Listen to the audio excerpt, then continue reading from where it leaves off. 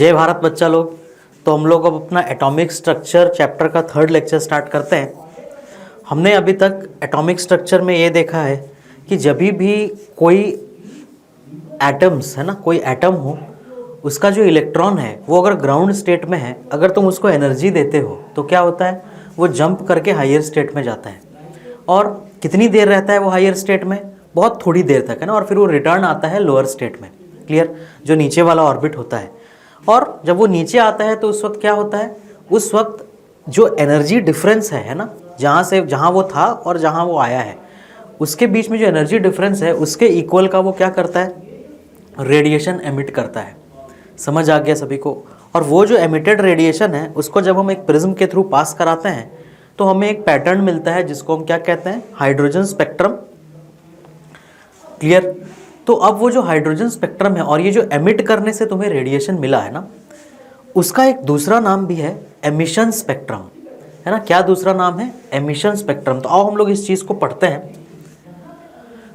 अभी जो अपने को चीज डिस्कस करनी है वो absorption spectrum and emission spectrum, है ना।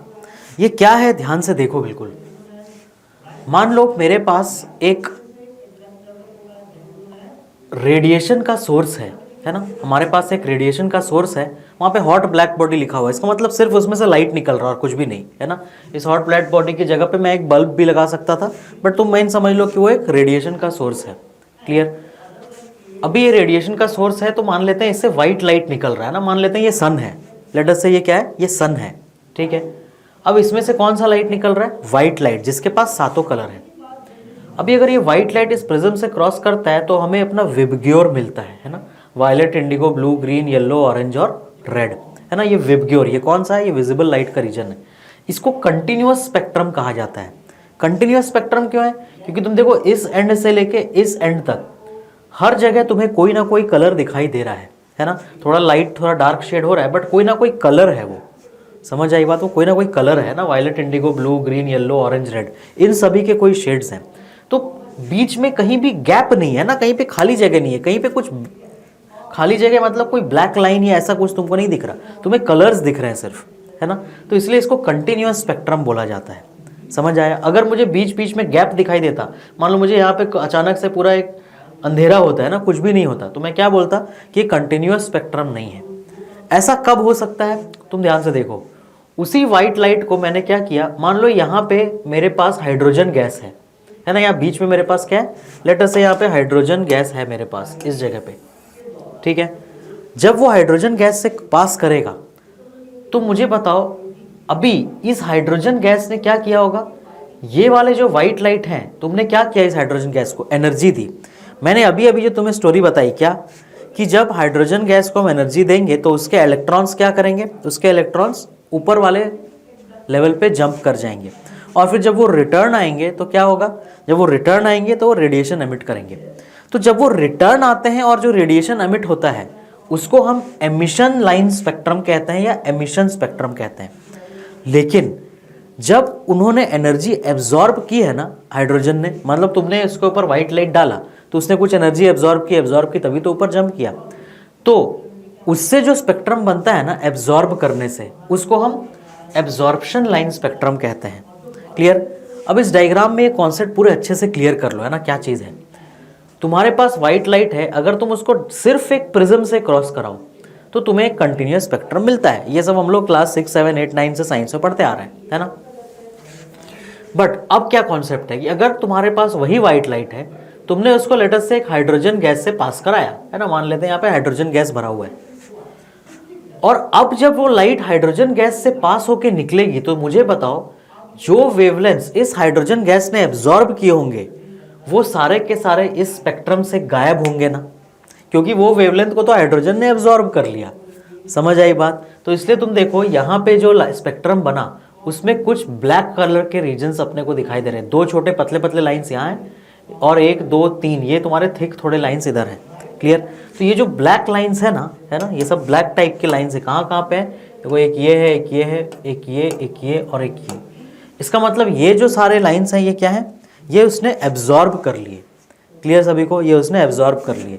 क्लियर? अब अगर उसने ये सारे लाइन्स एब्जॉर्ब किए, इसका मतलब वो एनर्जी कहाँ गई, वो हाइड्रोजन के पास है। इस एनर्जी से हाइड्रोजन क्या करता है, इस एनर्जी से हाइड्रोजन जंप करता है नेक्स्ट लेवल पे, है ना, उसके इलेक्ट्रॉन्स जंप करते हैं नेक्स्ट लेवल पे। जितने एनर्जी को एब्जॉर्ब करेगा उसके हिसाब से हो सकता है 1 से 2, हो सकता है 1 से 3 भी चला जाए, है ना, वो डिपेंड करता है कि उसने कितनी एनर्जी एब्जॉर्ब की। तो वो सारी एनर्जी के जो वेवलेंथ वाली लाइन थे ना, वो सब क्या हो गए, वो यहाँ पे मिसिंग है। क्यों? क्योंकि उसे हाइड्रोजन ने एब्जॉर्ब कर लिया।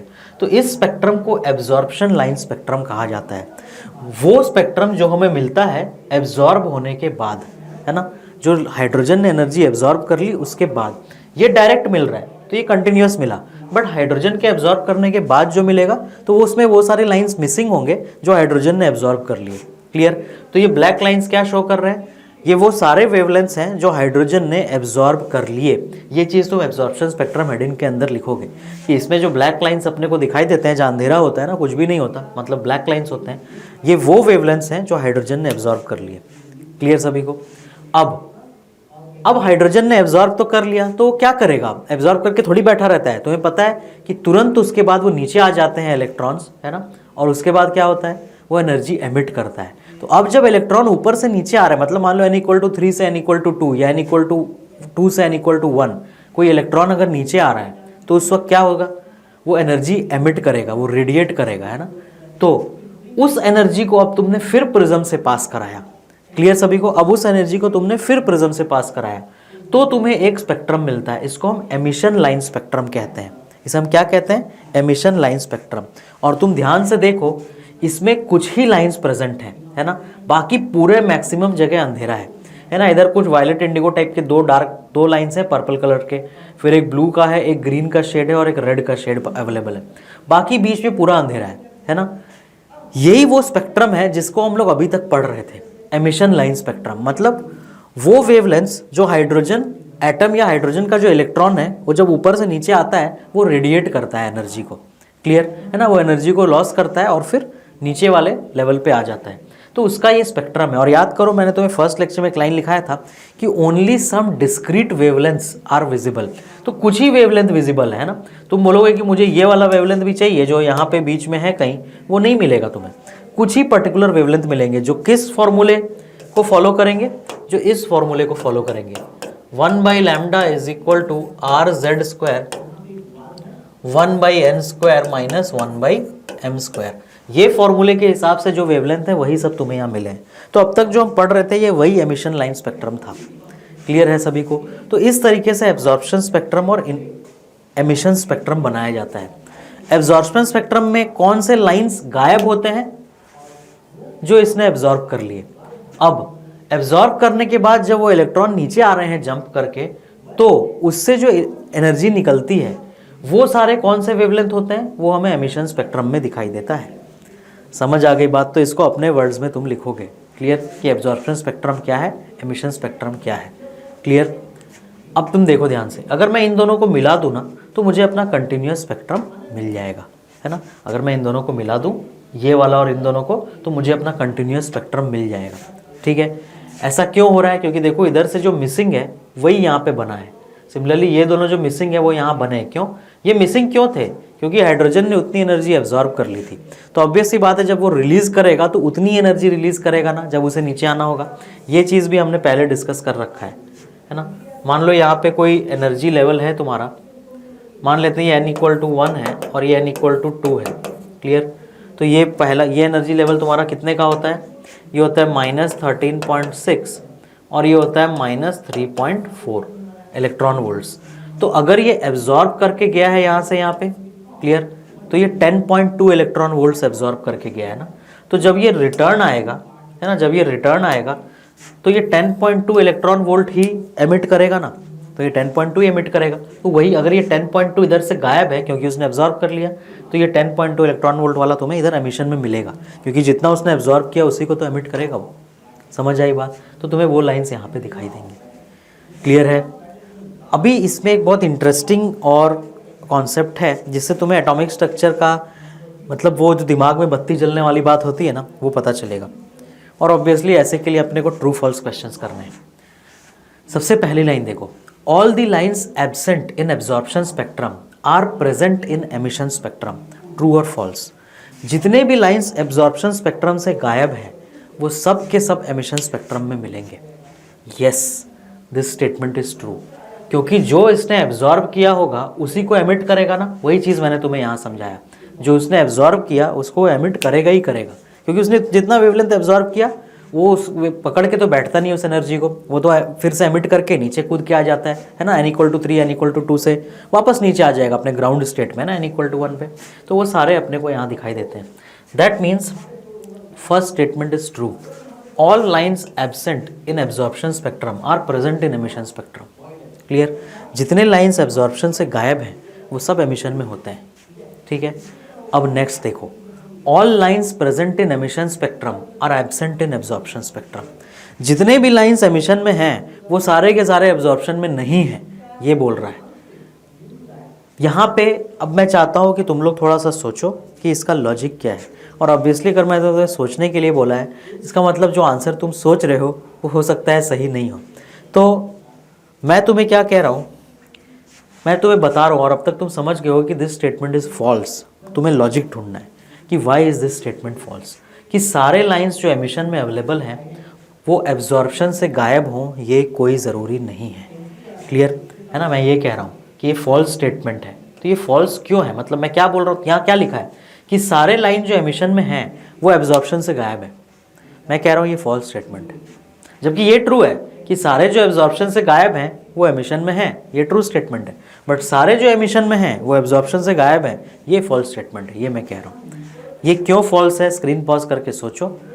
लॉजिक अगर सोच पाओ तो बहुत अच्छा, अदरवाइज मैं एक्सप्लेन कर रहा हूँ। देखो, ध्यान से देखो यहाँ पे, है ना, तुम कहीं पर भी इमेज सर्च करोगे ना, तुम्हें हमेशा ऐसा ही लाइन दिखाई देगा। जो यहाँ पे जो भी यहाँ गायब है वो यहाँ है, और यहाँ बस उतनी ही है। मतलब अगर यहाँ से 1 2 3 4 5 गायब है तो यहाँ पर भी बस 5 लाइन ही बनी होगी।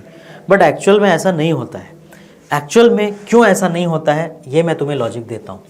मुझे बताओ, ये दो तुम्हारे एनर्जी लेवल्स हैं। लेट अस से इधर तुम्हारा फिर कोई n=3 है और यहाँ पे n=4 भी है ना। तो n=3 n=4 इधर लिख लेते हैं। क्लियर, n=3 और n=4। अब इनकी एनर्जी क्या क्या होती है बताओ। n=3 क्या होता है, ये 1.5 होता है ना, -1.5। ठीक है, ये होता है -1.5 और ये होता है -0.85। अब तुम ध्यान से देखो, अगर मैं इस पार्ट को जस्ट डिलीट कर रहा हूं,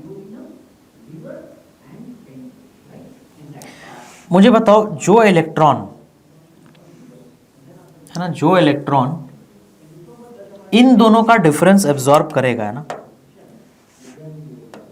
और यहां पहुंचा होगा, जब वो एमिट करेगा तो रिटर्न उतना ही एमिट करेगा। तो मान लेते हैं ये वो पहली वाली लाइन है, तो एब्जॉर्ब किया उसने, जो ब्लू वाला जंप था वो पहली वाली लाइन के लिए, तो वो जब एमिट करेगा तो उसका पहला लाइन बन गया। अब मान लेते हैं उसने एक और वेवलेंथ एब्जॉर्ब किया है जिसके कारण कि वो इधर से इधर पहुंच गया, है ना, वो इधर से इधर पहुंचा। अब जब वो एमिट करेगा ना, मतलब ये उसने एब्जॉर्ब कर लिया, यहां से यहां गया तो एब्जॉर्ब करके गया होगा, मतलब ऑब्वियस सी बात है यहाँ पे उसका ब्लैक लाइन दिखाई देगा तुम्हें, है ना। अब जब वो एमिट करेगा तो उसके कॉरेस्पॉन्डिंग लाइन यहाँ पे मुझे मिलेगी, है ना, उसके कॉरेस्पॉन्डिंग लाइन मुझे यहाँ पे मिलेगा कि जब वो एमिट करेगा। तो लेट अस से वो ये लाइन है, तो मुझे वो लाइन यहाँ मिल गया। लेकिन क्या जब वो 3 से 1 आएगा तो क्या सिर्फ यही एक वेवलेंथ एमिट करेगा? नहीं, वो एक और कर सकता है ना, दिस, और सिर्फ यही नहीं, ये वाला भी कर सकता है। मतलब वो 3 से 1 डायरेक्ट आए तो कुछ इलेक्ट्रॉन्स होंगे जो 3 से 1 डायरेक्ट आएंगे ना, क्योंकि बहुत सारे एटम्स होते हैं, याद करो मैं तुम्हें बताया था। तो कुछ एटम्स के इलेक्ट्रॉन्स 3 से 1 डायरेक्ट आएंगे तो वो लाइन तुम्हें यहाँ दिखाई देगी। बट कुछ एटम्स के इलेक्ट्रॉन 3 से 2 आएंगे और 2 से 1 आएंगे, है ना। तो जो 3 से 2 और 2 से 1 वाले वेवलेंथ हैं वो तो गायब नहीं थे ना एब्जॉर्प्शन स्पेक्ट्रम से, क्योंकि गायब कौन सा था, सिर्फ ये ग्रीन वाला लाइन के कॉरेस्पॉन्डिंग, है ना, जो ये लाइन मैंने बनाई, क्योंकि वो एब्जॉर्ब हुआ। तो गायब सिर्फ वही होंगे एब्जॉर्प्शन स्पेक्ट्रम से जो एब्जॉर्ब हुए होंगे। लेकिन ये जो लाइन मिली तुम्हें 3 से 1 की, तो वो गायब था, वो मिल गया, लेकिन उसके अलावा मुझे 2 और एक्स्ट्रा लाइन भी मिलेगी ना, जो कुछ इलेक्ट्रॉन 3 से 2 और 2 से 1 आएंगे तो उनका एक्स्ट्रा लाइन भी तुम्हें मिलेगा, जो कि एमिशन स्पेक्ट्रम में होगा, है ना। बट तुम्हें किसी भी इमेज में तुम कहीं पर भी देखोगे, है ना, ये 2 एक्स्ट्रा लाइन और मिलेंगी तुम्हें, तुम्हें कहीं पर भी ये चीज़ नहीं मिलेगी। ये एक बहुत बेसिक कॉन्सेप्ट एटॉमिक स्ट्रक्चर का, और तुम्हें बिल्कुल क्लियर होगी ये चीज़। सिमिलरली ऐसे भी कुछ इलेक्ट्रॉन हो सकते हैं जो कि हो सकता है कहाँ से कहाँ गए हो, मान लेते हैं वो गए हो n=1 से n=4 चले गए हो, तो ये n=1 से 4 वाला लाइन जो होगा वो गायब होगा, है ना, जो इन दोनों के डिफरेंस के बराबर का वेवलेंथ आएगा वो गायब होगा। अब जब वो एनर्जी रेडिएट करेगा तो क्या हो सकता है, ये हो सकता है कि कोई 4 से 1 डायरेक्ट आ जाए, तो जो लाइन यहाँ गायब था वो यहाँ पे तुम्हें मिल गया, मान लो ये वाली लाइन मिल गई तुम्हें, है ना। बट क्या सिर्फ यही लाइन मिलेगा, नहीं, इसके अलावा और भी लाइंस मिलेंगे। बोलो कितने, ये 4 से 1 आ रहा है, मतलब टोटल मुझे 4 से 1 में कितने लाइंस मिलना है, 4 से 1 में n की वैल्यू 4 हो जाएगी, है ना, तो n इंटू n माइनस 1 मतलब 4 इंटू 3/2 मतलब 6, तो एक और 5 लाइन और मिलेंगे तुम्हें इसके साथ, है ना, 5 टाइप्स ऑफ लाइंस, वो पांचों भी यहाँ पर मिलेंगे मुझे एमिशन स्पेक्ट्रम में। क्लियर है सभी को ये चीज़, तो वो पांचों वेवलेंथ भी यहाँ होंगे। ये जो स्पेक्ट्रम बनाया गया है ये इस हिसाब से बनाया गया था, ये दो सारे लाइन, कि तुम्हारे पास यहाँ पे एक ही हाइड्रोजन एटम है, तो एक ही हाइड्रोजन एटम जो एब्जॉर्ब करेगा और जो एमिट करेगा तो एक ही है, तो एक एब्जॉर्ब किया तो वही एमिट करेगा। बट एक्चुअल में एक ही एटम थोड़ी होता है, बहुत सारे एटम होते हैं ना, कुछ के इलेक्ट्रॉन हो सकता है 1 से 4 चले गए हों, कुछ के हो सकता है 1 से 3 गए हों, बट जब वो 4 से रिटर्न आएगा तो 4 से डायरेक्ट 1 पे आ जाए सारे के सारे, ये ज़रूरी नहीं है, हो सकता है कुछ एटम के इलेक्ट्रॉन्स 4 से 3, 3 से 2, 3 से 1 इस रास्ते भी आ रहा है, तो तुम्हें यहाँ पे 6 मिलेंगे टोटल, जिसमें से एक तुमने ड्रॉ कर लिया है। और कौन कौन से मिलेंगे बताओ, यहाँ ड्रॉ कर सकते हैं ना, और मिल सकते हैं इसको 4 से 3, 3 से 2, 2 से 1, और भी मिल सकता है 4 से 2, 2 से 1, है ना, और कौन सा मिल सकता है 4 से 3, 3 से 1, है ना। तो ये सब तुम्हें एक्स्ट्रा लाइंस मिलेंगे जिनमें कि 6 डिफरेंट टाइप्स होंगे टोटल मिलाकर के ना, total 6 different types of lines तुम्हें मिलेंगे। क्लियर, तो इसीलिए एमिशन स्पेक्ट्रम में जो लाइंस प्रेजेंट हों ज़रूरी नहीं है कि वो सब के सब एब्जॉर्प्शन स्पेक्ट्रम से गायब हो। समझ आया, अगर तुम्हारे पास एक ही हाइड्रोजन एटम है तो फिर ऐसा हो सकता है ना, लेकिन ऐसा एक ही हाइड्रोजन एटम नहीं होता ना, हमारे पास एक पूरा गैस का ट्यूब होता है जिसमें से जिस एटम को के इलेक्ट्रॉन को जैसा मन वैसे नीचे आएगा, उसे बस नीचे आना है ना, फाइनली उसे अपने ग्राउंड स्टेट तक आना है, तो एक स्टेप में भी आ सकता है, 2-3 अलग अलग स्टेप्स में भी आ सकता है, तो उसके हिसाब से वो वेवलेंथ एमिट करेगा, और वो सारे अपने को एमिशन स्पेक्ट्रम में दिखाई देते हैं।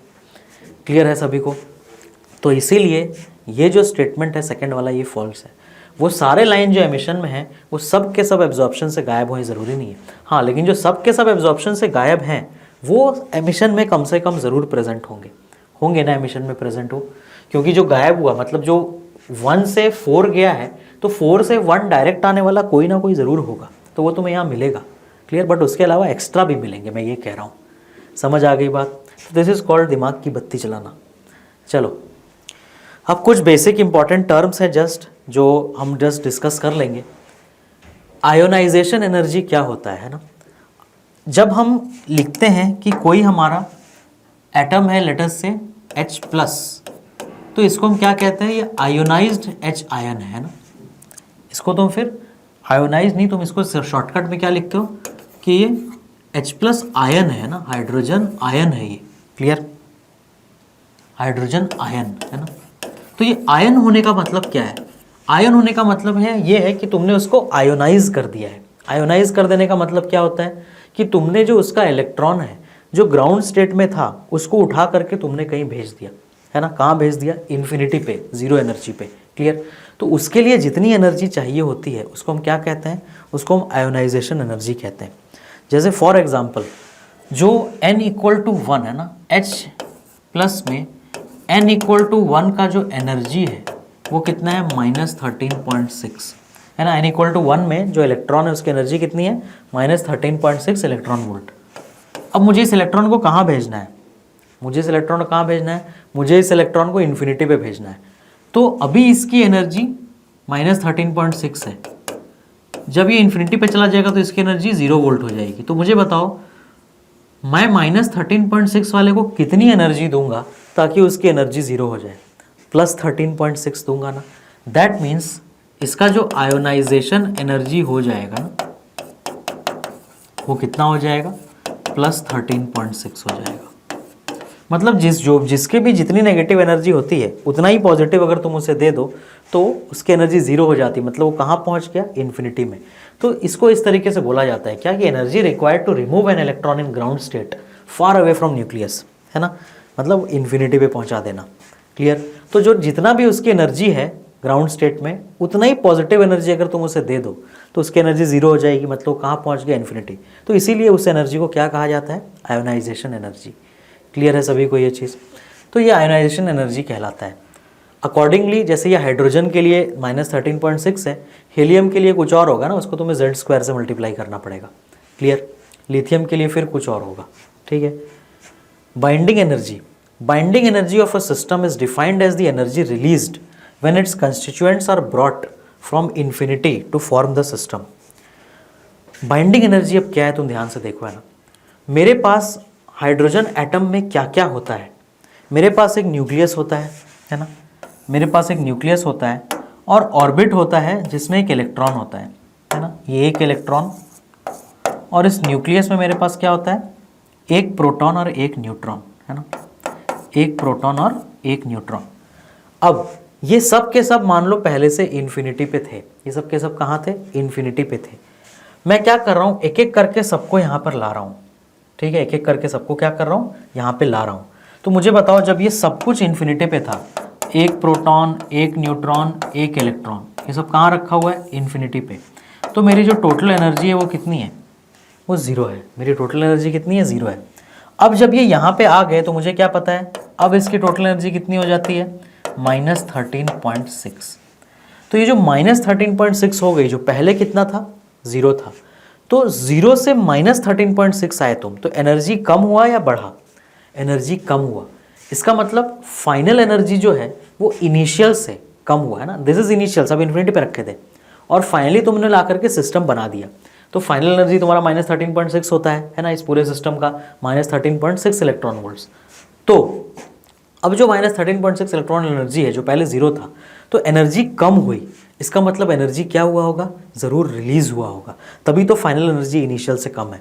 क्योंकि अगर वो एब्जॉर्ब होता तब तो फाइनल ज़्यादा होता ना, बट ये रिलीज़ हुआ तभी तो फाइनल एनर्जी इनिशियल से कम है ना। ये फाइनल स्टेट है और ये इनिशियल स्टेट है, जबकि ऊपर उल्टा हो रहा था, देखो, है ना। ऊपर में क्या था, ये इनिशियल था और तुम इस इलेक्ट्रॉन को उठा करके इन्फिनिटी पे ले जा रहे थे, वहाँ उल्टा हो रहा था। यहाँ पे उल्टा हो रहा है, यहाँ पे एक प्रोटॉन है, एक न्यूट्रॉन है, एक इलेक्ट्रॉन है और तुम सबको उठा करके अपना सिस्टम बना रहे हो। क्लियर। तो ये इनिशियल है इसीलिए और ये फाइनल है, तभी यहाँ क्या लिखा हुआ है, binding energy of system defined as energy released when its constituents, है ना, ये कंस्टिट्यूएंट्स है, एक प्रोटॉन, एक न्यूट्रॉन, एक इलेक्ट्रॉन, एक प्रोटॉन, और नहीं, हाइड्रोजन के अंदर न्यूट्रॉन नहीं होता है ना, सॉरी, वेरी सॉरी, है ना, इसमें सिर्फ एक प्रोटॉन होता है, ये मेरे से मिस्टेक हुआ। हाइड्रोजन एटम के अंदर न्यूट्रॉन नहीं होता है ना, एक प्रोटॉन होता है और एक इलेक्ट्रॉन होता है। तो सिर्फ एक प्रोटॉन, एक इलेक्ट्रॉन इधर थे, तुम एक एक करके सबको यहाँ ले गए, अपना सिस्टम तुमने बनाया, है ना। तो जो फाइनल है तुम्हारा और जो तुम्हारा इनिशियल था, उसके बीच में एनर्जी का डिफरेंस है, उसी डिफरेंस को हम क्या कह रहे हैं, उसी को हम बाइंडिंग एनर्जी कह रहे हैं। यहां पर भी फाइनल इनिशियल में डिफरेंस कोई आयोनाइजेशन एनर्जी बोला गया है, बट वो कॉन्सेप्ट अलग है। वो क्या कह रहा है कि बने हुए सिस्टम को तुम तोड़ रहे हो, उसके लिए जो एनर्जी चाहिए, है ना, वो तुम्हें देना पड़ेगा, ये आयोनाइजेशन एनर्जी है। और एक टूटे हुए सिस्टम को तुम जोड़ रहे हो। क्लियर। टूटे हुए सिस्टम को हम क्या कर रहे हैं, हम जोड़ रहे हैं। तो फाइनल जो हमने जोड़ा उसमें एनर्जी कम निकली, है ना, फाइनल एनर्जी क्या निकली, कम निकली। तो ये जो फाइनल एनर्जी तुम्हारा कम निकला है, ये जो कम एनर्जी है, ये ज़रूर सिस्टम से बाहर निकल गया होगा, तभी तो फाइनल एनर्जी कम है। तो इसीलिए यहाँ पे वर्ड क्या यूज़ किया गया, energy released when its constituents are brought from infinity to form the system.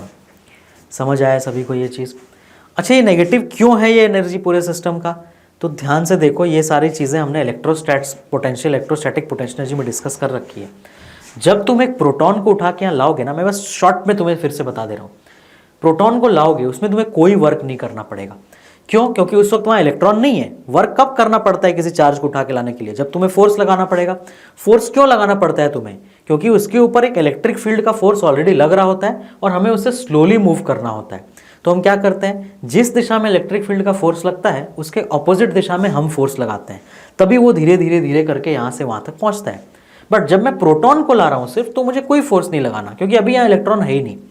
अब मैं क्या करूंगा, एक प्रोटॉन आ गया, उसमें कोई वर्क नहीं करना मुझे, है ना, वो अपने आप मैं उसको बिना किसी फोर्स के भी यहां तक ला सकता हूं, क्लियर।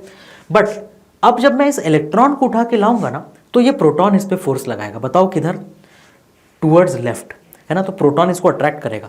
बट मुझे इसे स्लोली लाना है, तो मैं इस पे किधर फोर्स लगाऊंगा, टूवर्ड्स राइट। तो मैं इस पे फोर्स राइट लगा रहा हूं, बट इसका डिस्प्लेसमेंट किधर हुआ है इलेक्ट्रॉन का, यहां से यहां, टूवर्ड्स लेफ्ट डिस्प्लेसमेंट है, जबकि मैं फोर्स टूवर्ड्स राइट लगा रहा हूं। तो मैं जो एक्सटर्नल एजेंट हूं उसका वर्क क्या हो गया, नेगेटिव, इसीलिए इसकी फाइनल एनर्जी नेगेटिव होती है। समझ आ गया सभी को ये चीज़, और यही वर्क जो मैंने किया वही चीज़ तो इसमें पोटेंशियल एनर्जी की तरह स्टोर्ड है। This is your -13.6। तो ये जो -13.6 है एक्चुअली ये वही एनर्जी है जो तुमने इलेक्ट्रोस्टैटिक पोटेंशियल एनर्जी में पढ़ा था, क्लियर। और ये नेगेटिव उसीलिए आती है जो मैंने अभी अभी एक्सप्लेन किया, क्लियर है सभी को ये चीज़।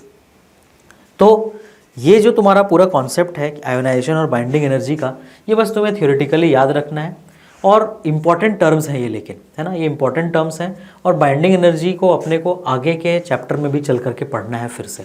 बट आई थिंक तुम्हें ये कॉन्सेप्ट क्लियर है कि डेफिनेशन वाइज क्या है, कि सिस्टम को बनाने में जो एनर्जी रिलीज हुई है ना, प्रोटॉन इलेक्ट्रॉन्स के सिस्टम को बनाने में, उस एनर्जी को हम क्या कह रहे हैं, बाइंडिंग एनर्जी कह रहे हैं, क्लियर सभी को। नेक्स्ट कुछ एक दो न्यूमेरिकल है, चलो आ जाओ करते हैं, एक्साइटेड स्टेट और ये सबसे रिलेटेड।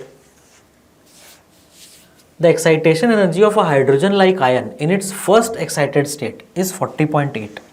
वो क्या कह रहा है कि जो फर्स्ट एक्साइटेड स्टेट के लिए एक्साइटेशन एनर्जी है ना, एक्साइटेशन एनर्जी मतलब उसे फर्स्ट एक्साइटेड स्टेट में भेजने के लिए जो एनर्जी चाहिए।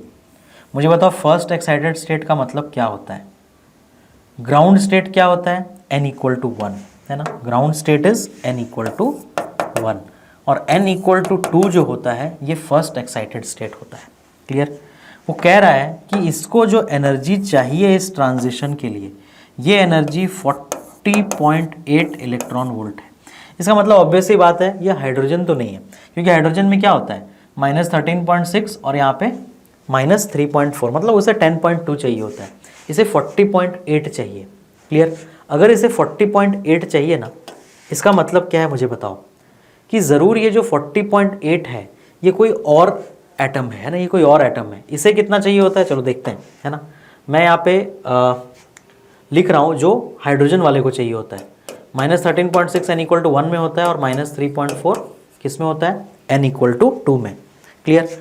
और ये जो ट्रांजिशन के लिए हाइड्रोजन को चाहिए होता है वो चाहिए होता है 10.2, बट इसे 40.8 चाहिए, है ना। दैट मीन्स ये कौन सा एटम है, चलो पता करते हैं ये कौन सा एटम है, क्लियर। अब तुम ध्यान से देखो, क्या 40.8 इंटू, सॉरी इसे कितना चाहिए 10.2, मतलब 10.2 इंटू Z²/n², यही 40.8 होगा ना, 10.2 इंटू Z²/n² यही होगा ना 40.8, क्योंकि जो तुम्हारा ये मान लेते हैं इसका Z की वैल्यू कितनी है, Z=Z है, तो इसकी एनर्जी यहाँ पे कितनी होगी, इसकी एनर्जी होगी n=1 है ये, और Z=Z है, मतलब इसकी एनर्जी भी यहाँ पे कितनी होगी, बताओ क्या होता है formula, energy of nth state क्या होता है, -13.6 इंटू Z²/n² होता है ना, तो इसकी कितनी होगी, इसकी होगी 40.8 इंटू Z², n की वैल्यू तो यहाँ पे 1 ही है, और जब ये सेकेंड में चला जाएगा तो उसकी कितनी हो जाएगी 40.8 इंटू Z²/2², मतलब 4, क्लियर। अब इन दोनों का डिफरेंस है ना, इन दोनों का जो डिफरेंस है, ठीक है, ये तुम्हारा 40.8 नहीं 13.6 है ना, 40.8 नहीं 13.6 है ना, फर्स्ट में 40.8 लिख रहा हूँ, डिफरेंस इज 40.8 है ना, तो ये होता है कितना 13.6 इंटू Z²/n², तो n² की वैल्यू 1 हो गई।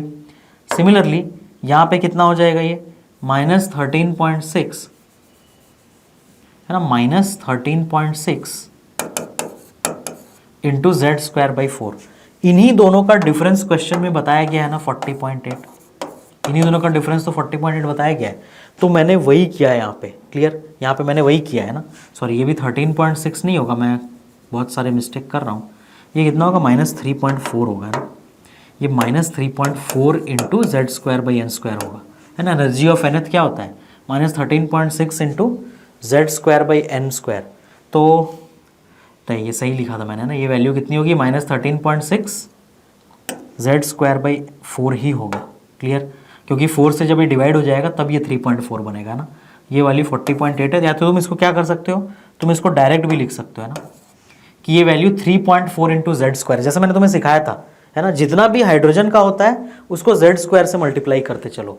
तो ये वैल्यू 3.4 इंटू Z² भी तुम लिख सकते हो, है ना। इसको मैं और क्या लिख सकता हूँ, 3.4 इंटू Z²। क्लियर, और इन्हीं दोनों का डिफरेंस क्या बोला गया है, 40.8 है। इन्हीं दोनों का डिफरेंस क्या बोला गया है, 40.8 है। तो मैंने वही स्टेप लिखा यहाँ पे, जब मैंने ये लिखा, देखो, है ना, मैंने वही चीज़ लिखी। तुम उसी को अगर इस प्रोसेस से लिखना चाहते हो, तुम देखना वही इक्वेशन आएगा। जब ये एनर्जी और ये एनर्जी में माइनस करूँगा ना, यहाँ पे माइनस साइन आएगा। जब इन दोनों एनर्जी को मैं माइनस करूँगा तो मुझे क्या मिलने वाला है, Z²/1 कॉमन आ जाएगा, और 13.6 और 3.4 को माइनस करोगे तो 10.2 ही मिलेगा ना। तो वही स्टेप किया है मैंने यहाँ पे, है ना। इस बार उसने डिफरेंस ऑफ एनर्जी दिया, बट डिफरेंस ऑफ एनर्जी दिया तो क्या हुआ, मुझे पता है अगर हाइड्रोजन का 13.6 n = 1 पे, तो Z वाले का 13.6 इंटू Z² हो जाएगा। हाइड्रोजन का अगर 3.4 n = 2 पे, तो Z वाले का 3.4 इंटू Z² हो जाएगा। और इन्हीं दोनों का डिफरेंस 40.8 दिया है। तो दिस माइनस दिस अगर मैं करूँ, है ना, अगर मैं करूँ कि माइनस ये दोनों का डिफरेंस, तो मुझे एग्जैक्टली यही इक्वेशन मिलेगा। क्लियर सभी को ये चीज़, उसकी वैल्यू कितनी गिवन है, 40.8।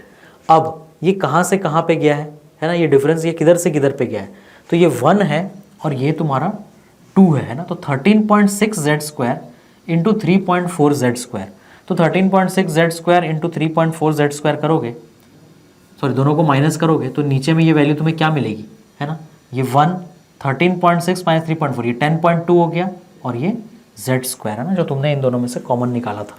क्लियर, अगर तुम्हें डाउट है तो मैं ये स्टेप को आगे लिख दे रहा हूँ। मुझे इन दोनों का डिफरेंस चाहिए ना, मतलब final -3.4 Z² minus initial -13.6 Z², इसी को 40.8 बोला गया है। दैट मीन्स 10.2 Z² किसके इक्वल होगा, 40.8। यहाँ से तुम्हें Z की वैल्यू मिल जाएगी। क्लियर, कितनी मिल रही है Z की वैल्यू बताओ, 40.8 बाई 10.2 4 हो जाएगा। दैट मीन्स Z की वैल्यू हो जाएगी 2। इसका मतलब ये कौन सा एटम है, ये हीलियम एटम है ना। इसका मतलब यहाँ पे हीलियम की बात हो रही है। तो अब जब तुम ये न्यूमेरिकल्स क्लास में कर ले रहे हो ना, तो इनफैक्ट ये 40.8 वैल्यू भी अब तुम्हें माइंड में सेट हो जानी चाहिए। जैसे ही वो बोले कि n = 1 से n = 2 जाने में 40.8 चाहिए, तुम समझ जाना कि वो हीलियम की बात कर रहा है। या तो फिर तुम्हें ये 10.2 याद हो, तो 10.2 इंटू Z² 40.8 होगा। क्लियर, तो बट याद रहने से क्या है कि तुम्हें फिर एग्जाम में अगर ऐसा सेम क्वेश्चन आता है तो तुम्हें ये कैलकुलेशन करने की ज़रूरत नहीं है। जैसे तुम 40.8 देखोगे तुम समझ जाओगे ज़रूर हीलियम के n = 1 से 2 जाने की बात कर रहा है।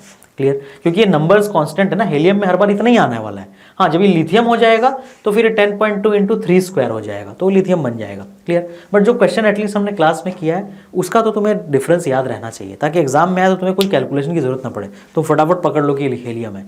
ठीक है, अब क्वेश्चन वो पूछ क्या रहा है, हमने हीलियम है तो पता कर लिया। Find energy needed to remove the electron from the ion. तो ये जो इलेक्ट्रॉन है ना, ये जो इलेक्ट्रॉन है, इसको आयन से रिमूव करने के लिए कितनी एनर्जी चाहिए। तो जितनी नेगेटिव एनर्जी उसकी यहाँ होती है उतनी ही चाहिए ना। तो कितनी एनर्जी इसकी है, इतनी एनर्जी है ना इस इलेक्ट्रॉन की, तो रिमूव करने के लिए इतना ही पॉजिटिव चाहिए होगा। क्लियर है ना, अगर -13.6 होता है तो प्लस देना होता है, बट इसकी -13.6 नहीं है, इसकी कितनी है, इसकी है -13.6 इंटू 2 का स्क्वायर, मतलब 13.6 इंटू 4, तो ये 54.4 electron volts.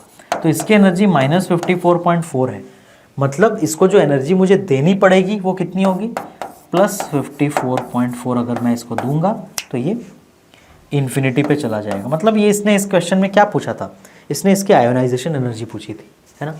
Remove an electron के बदले वो ये भी बोलता कि बताओ इस इलेक्ट्रॉन की आयोनाइजेशन एनर्जी कितनी है ना। तो ग्राउंड स्टेट से हटाने के लिए कितना चाहिए, जितना उसका ग्राउंड स्टेट में नेगेटिव है उतना ही पॉजिटिव चाहिए, तो उतना दे दो। क्लियर सभी को, तो ये आंसर हो गया अपने क्वेश्चन का। Next, the energy needed to detach the electron of hydrogen like ion in ground state is 4 Rydberg. बताओ, मैंने तुम्हें बताया था ना कि 1 रिडबर्ग क्या होता है, 1 रिडबर्ग क्या होता है ना। मैंने बताया था 1 रेडबर्ग होता है 13.6 इलेक्ट्रॉन वोल्ट्स, है ना, ये होता है 13.6 इलेक्ट्रॉन वोल्ट। अब ये क्या कह रहा है कि 4 रेडबर्ग एनर्जी चाहिए, मतलब कितना चाहिए 54.4 इलेक्ट्रॉन वोल्ट चाहिए अगर तुम्हें उसे डिटैच करना है हाइड्रोजन लाइक आयन, मतलब कुछ इसका Z होगा, clear, in the ground state, मतलब अगर उसके ग्राउंड है तो उसे अगर तुम 54.4 इलेक्ट्रॉन वोल्ट देते हो तो वो छोड़ के उसे इन्फिनिटी पे चला जाएगा। तो वो कैलकुलेशन हमने अभी किया है ना कि ये 54.4 इलेक्ट्रॉन वोल्ट किसको देना पड़ता है, हीलियम को देना पड़ता है ना, ये हीलियम को देना पड़ेगा अपने को, तभी ऐसा होगा। इसका मतलब ये जो डेटा गिवन है दिस इज फॉर हीलियम। क्या तुम ये पता भी कर सकते हो कि ये हीलियम है? ये हम पता कर सकते हैं, क्यों? क्योंकि जो 54, अगर मुझे मान लो मैंने अभी इसके पिछले वाला क्वेश्चन नहीं किया होता सॉल्व भी, तो मुझे कैलकुलेशन करना पड़ता ना। तो मुझे क्या कैलकुलेशन करना पड़ता, मुझे पता है कि ये आयोनाइजेशन एनर्जी है, बट ये किसका है मुझे नहीं पता। तो आयोनाइजेशन एनर्जी क्या होता है, ग्राउंड स्टेट वाले को जितनी एनर्जी देनी होती है, तो उसका फॉर्मूला क्या है 13.6 इंटू Z² बाई 1², क्योंकि आयोनाइजेशन एनर्जी ग्राउंड स्टेट वाले को ही हम देते हैं, है ना। तो 15.4 equal to 13.6 into Z²। Ground state वाले को क्यों देते हैं, अब मेरे मन से थोड़ी, ये परिभाषा यही है इसकी ना, डेफिनेशन यही है, energy required to remove an electron in ground state far away from the nucleus, है ना। तो देखो ध्यान से, तो जो ग्राउंड स्टेट में है उसकी एनर्जी, अब वो Z कितना है पता नहीं, अगर ये हाइड्रोजन होता तो कितनी एनर्जी चाहिए होती है उसे, 1 रेडबर्ग में चल जाता, बट उसने 4 रेडबर्ग बोला। इसका मतलब जरूर ये किसकी बात कर रहा है, हीलियम की बात कर रहा है, क्लियर, Z इक्वल टू 2, तो ये जरूर ये हीलियम की बात कर रहा है, तो इसका मतलब ये हीलियम है। बस हो गया, एक बार हीलियम पता चल गया, अब सारे क्वेश्चन हमारे लिए ईजी हैं। What is the wavelength of radiation emitted when electron jumps from first excited state to ground state. तो हीलियम में जब वो फर्स्ट एक्साइटेड स्टेट से ग्राउंड स्टेट में आएगा तो कितनी एनर्जी वो रेडिएट करेगा ना, नहीं कितना उसका वेवलेंथ होगा, वो ये कह रहा है। तो तुम्हारे पास फिर से 2 ऑप्शन है, या तो तुम एक रिडबर्ग कांस्टेंट वाले फॉर्मूले से कर लो, या फिर जो फॉर्मूला शॉर्टकट मैंने तुम्हें बताया है ना। बताओ इसका फर्स्ट में एनर्जी कितना होता है, ये वैल्यू कितनी होगी -54.4 होगा हीलियम का, और सेकंड में कितना होगा बताओ, -3.4 इंटू 4 होगा, है ना, क्योंकि हाइड्रोजन का -3.4 होता है, इंटू Z² करोगे ना, मतलब ये कितना होगा -13.6, क्लियर। तो कितने का डिफरेंस हो गया ये बताओ, ये डिफरेंस कितने का हो गया जब ये जंप करेगा वापस, तो 54.4 और 13.6 कितना डिफरेंस है इसमें, 40.8, है ना, 40.8 इलेक्ट्रॉन वोल्ट का डिफरेंस है ये। तो ये 40.8 इलेक्ट्रॉन वोल्ट ये क्या करेगा, ये रिलीज करेगा, और मुझे लैम्डा चाहिए, तो मैं इसको क्या करूँगा 12400 बाई लैम्डा। इससे जो मुझे लैम्डा मिलने वाला है, ये किस में मिलने वाला है मुझे, ये लैम्डा मुझे मिलने वाला है एंगस्ट्रॉम में। तो मुझे अपना आंसर मिल गया, what is the wavelength of radiation emitted, clear. यही आंसर तुम रिडबर्ग वाले फॉर्मूले से कैसे निकालते, तुम फॉर्मूला लगाते 1 by lambda is equal to RZ², और m और n की वैल्यू उसने दे रखी है, फर्स्ट एक्साइटेड स्टेट और ग्राउंड स्टेट, मतलब 2 और 1, है ना, m की वैल्यू 2, n की वैल्यू 1, और z की वैल्यू तुम क्या यूज़ करते 2, है ना, मतलब तुम ये इक्वेशन लिखते, है ना। अगर तुम्हें रिडबर्ग से करना पड़ता फ्रॉम R वाला फॉर्मूला, तो तुम क्या इक्वेशन लिखते इसका, तो तुम लिखते 1 by lambda is equal to R into Z² into 1/1² minus 1/2²। इससे भी तुम्हारा वही आंसर आता है ना लैम्डा का, बट यहाँ से जल्दी आ जाएगा, और लैम्डा एंगस्ट्रॉम में आएगा, याद रखना। तो तुम्हारे पास जो ऑप्शन दिए हों उसके हिसाब से लिखना, क्लियर। तुम देखो यहाँ पे ना कई बार ऑप्शंस में ना ऐसी भी चीज़ें होती है, एक होता है 1 PM, जैसे नैनोमीटर होता है ना, तुम्हें क्या पता है 1 नैनोमीटर क्या होता है 10 का पावर -9, उस तरह 1 PM क्या होता है पता है 10 का पावर -12 मीटर होता है। कई जगह 1 FM होता है, 1 ये PM मतलब पिकोमीटर, FM मतलब फर्मामीटर, तो फर्मामीटर मतलब 10 का पावर -15 मीटर। तुम आंसर इस फॉर्मूले से निकालोगे, वो किस में आने वाला है, वो एंगस्ट्रॉम में आने वाला है। फिर तुम्हें इन्हें इस फॉर्म में कन्वर्ट करना आना चाहिए, अगर ऑप्शन उन चारों में दिया है तो, क्लियर सभी को। तो यहाँ पे हमारा ये क्वेश्चन भी हो गया सॉल्व। तो इस तरीके से एटॉमिक स्ट्रक्चर में हमने ये सीखा कि जब इलेक्ट्रॉन रिटर्न आता है तो वह रेडिएशन एमिट करता है, और मैक्सिमम क्वेश्चन सारे के सारे उसी पर है, क्लियर। तो नेक्स्ट लेक्चर में अब हम इसके आगे का डिस्कशन करेंगे। एटॉमिक स्ट्रक्चर में अपने को इतनी चीज़ें ही कवर करनी है ना। मिलते हैं नेक्स्ट लेक्चर में, जय भारत। और शानदार लेक्चर्स के लिए आप हमारे चैनल को यूट्यूब पे सब्सक्राइब कर सकते हैं, गूगल प्ले से डाउनलोड कर सकते हैं, या फिर हमारा वेबसाइट advaitachievers.com पे विजिट कर सकते हैं। हमारे यूट्यूब चैनल का नाम है अद्वैत अचीवर्स और हमारे गूगल प्ले ऐप का भी नाम है अद्वैत अचीवर्स। विद्यार्थी देवो भव, जय भारत।